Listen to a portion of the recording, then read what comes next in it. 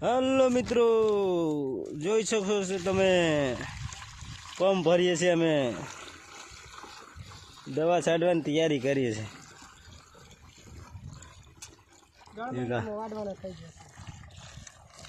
અને આ અમારી દવા દેશી જુગાડ. અમે બેમ ભાઈ અલગ વિચાર ધારી.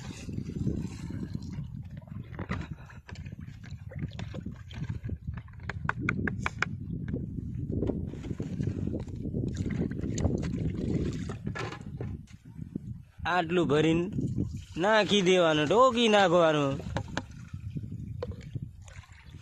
પછી એક બીજો ઠોકી નાખવાનું એક બમમાં.